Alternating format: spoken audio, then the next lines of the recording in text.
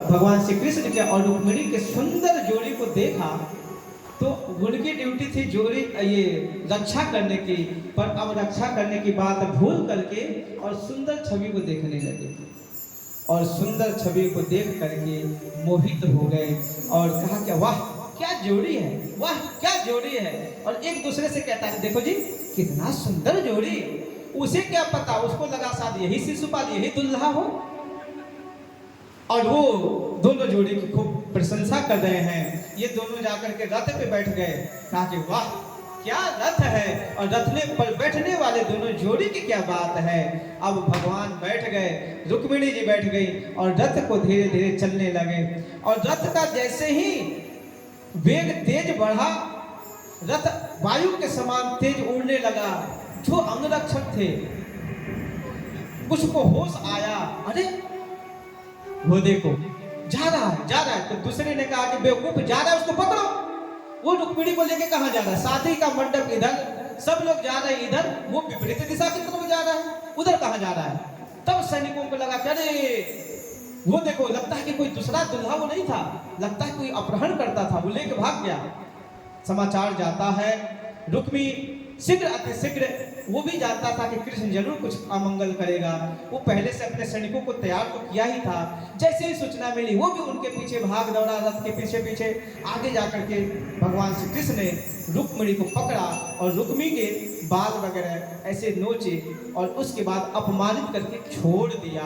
क्योंकि रुक्मिणी जी ने कहा कि ये रुक्मिणी मेरा भाई है, प्रभु आपका साला है, छोड़ दीजिए। उसके बाद भगवान श्री कृष्ण रुक्मिणी जी को लेकर के तो चलते हैं, रास्ते में शिशुपाल का सैनिक भी आ जाता है। बलराम जी ने सबके साथ युद्ध किया। तो ये प्रश्न जो है परीक्षित जी ने पूछा था कि भगवान आप हमारे ठाकुर के प्रथम विवाह की कथा को सुनाइए, जो राक्षस विधि से हुआ था, जिस विवाह में युद्ध हुआ था। तो ये कथा सुखदेव स्वामी ने परीक्षित को सुनाई। आइए थोड़े से वचन हम अपनी प्यारी बहन बाल विदुषी वाचिका विवाह के बाद, अच्छा ये भी ठीक, विवाह में तो लोग नाचने लगेंगे फिर, थोड़े से सुना दीजिए। फिर अब तो केवल गान उत्सव ही मनाना है। तो उधर भगवान श्री कृष्ण द्वारिका में पहुंचे हैं, तो वहां जो द्वारिका में द्वारिका वासियों ने जो मंगल व्यवस्था की है उसका आनंद लेंगे थोड़ी देर में। पहले हम अपने विदुषी बहन के मुखारबिंद से कुछ सुन लें। बोलो सच्चिदानंद भगवान की। वंदे बोधमयं नित्यं गुरुं शङ्कररूपिणं यमाश्रितो हि प्रकृतिः सर्वत्र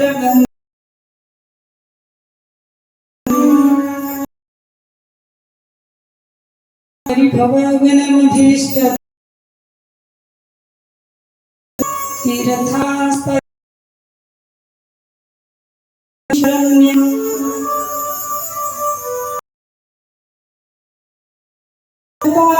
भवाब्धिपा वन्दे महापुरविन्द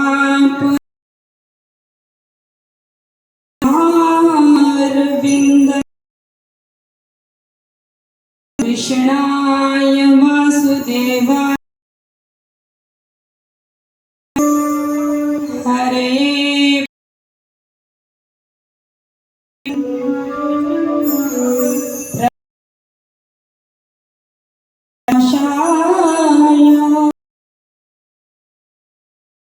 गोविन्दाय नमो।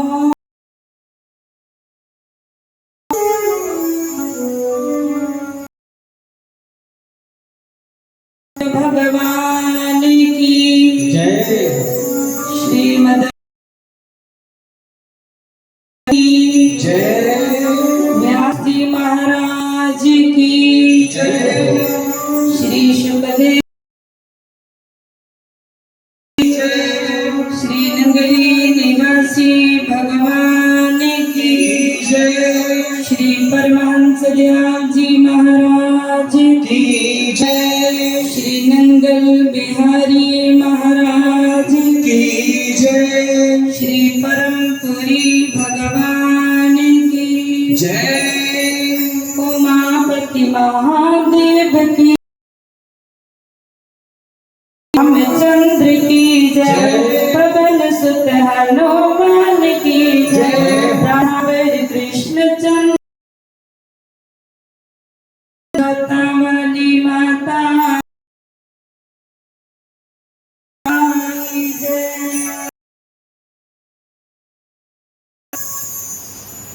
आनंद सिंधु सम्राट भक्तों की सिरता जी के पावन चरण कमलों व्यास गद्दी पे विराजमान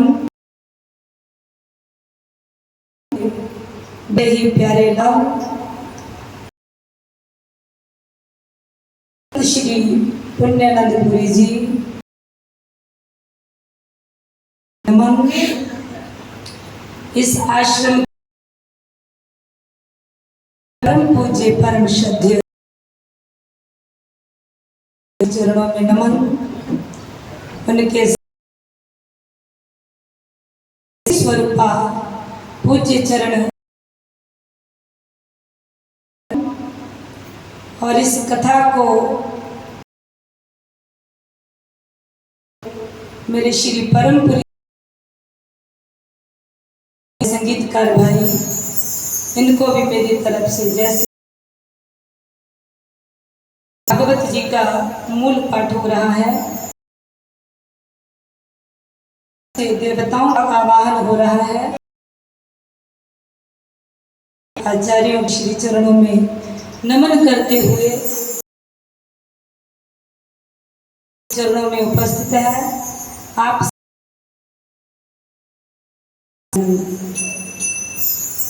प्रभु। भागवत जी के अंदर बड़ा सुंदर लिखा है,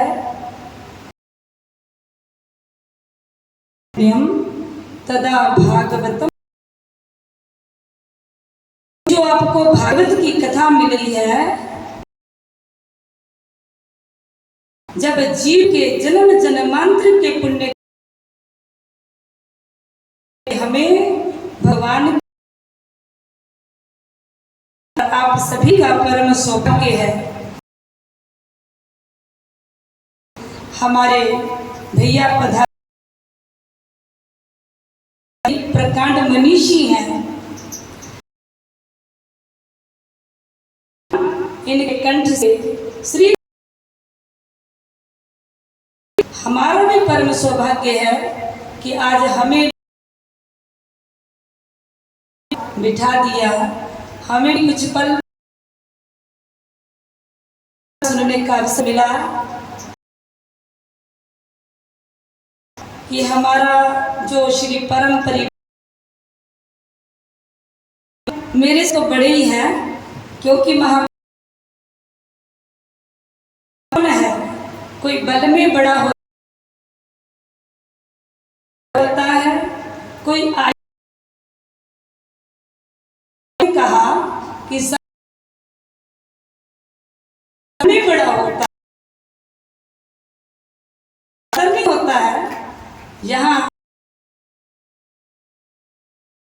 तो जिस समय वो वृद्ध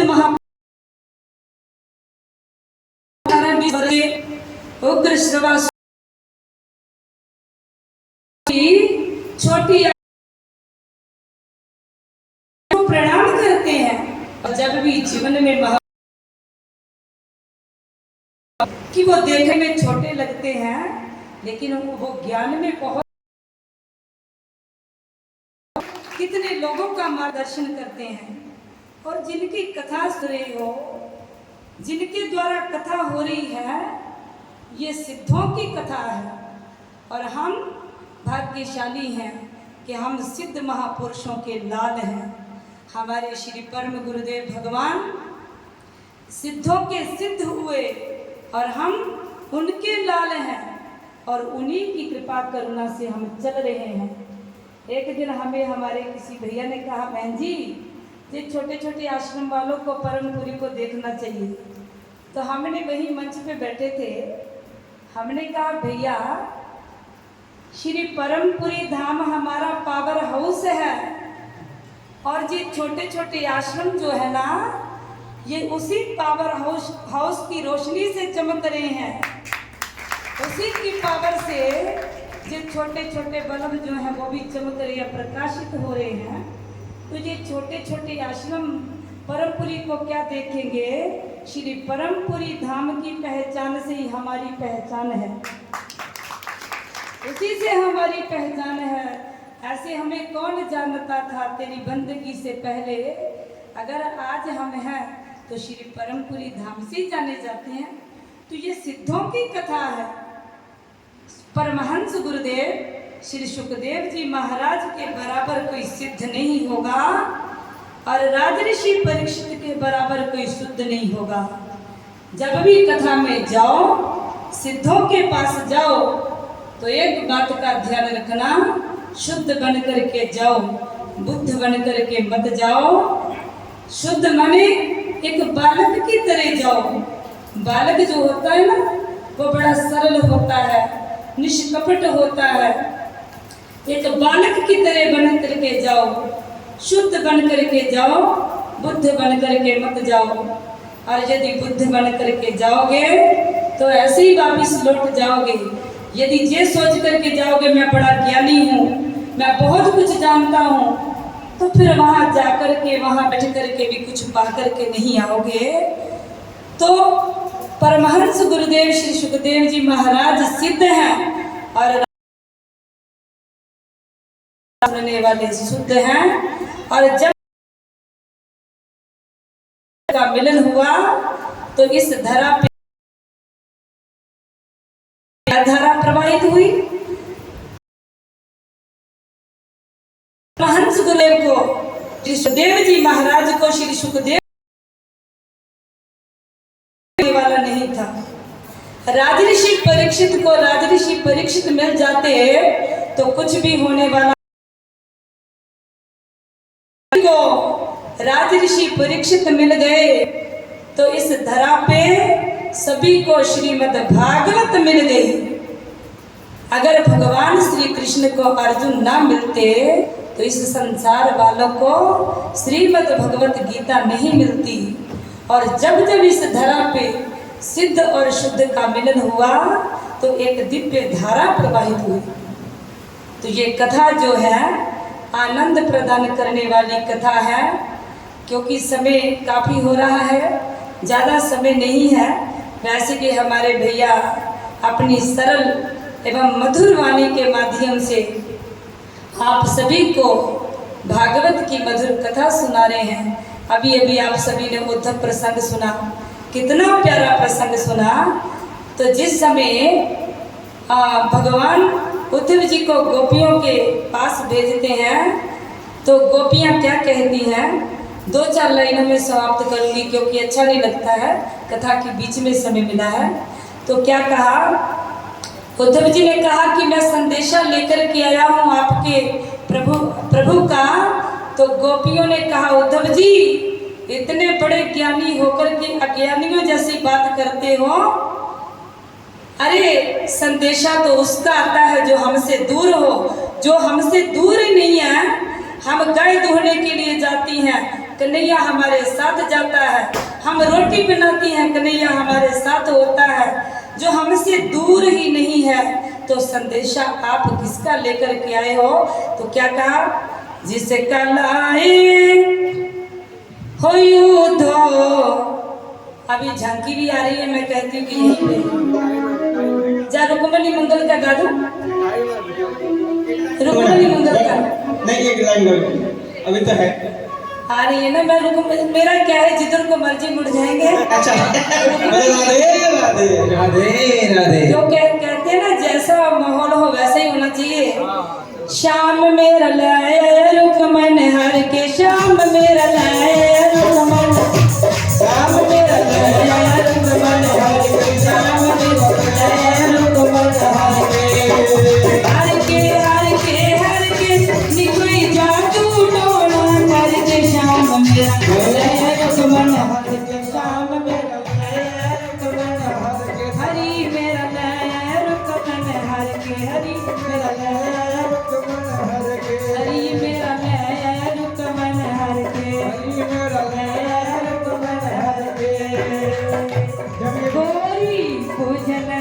रुकमन चली गौरी पूजन रुकमन चली 160 सखियां रल के शाम में रहे रुकमन हर के शाम में रहे रुकमन हर के हरि में रहे रुकमन हर के हरि में रहे रुकमन हर के शाम में रहे रुकमन हर के रुकमन हर के शाम में रहे रुकमन हर के गौरी पूज के रुकमन आई गौरी पूज के रुकमन आई सामने बैठा ली बाहों फड़ के शाम मेरा रुकमन हर के शाम मेरा रुकमन हर के शाम मेरा रुकमन हर के हरि मेरा रुकमन हर के हरि मेरा रुकमन हर के हरि मेरा रुकमन हर के हरि मेरा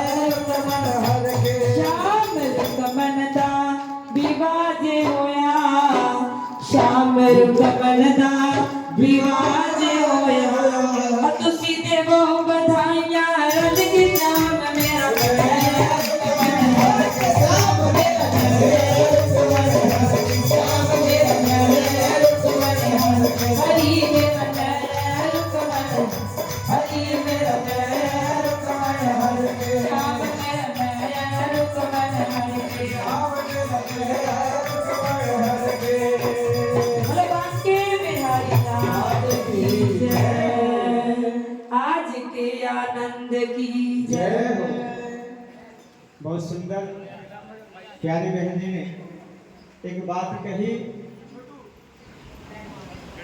कि बड़े हैं वास्तव में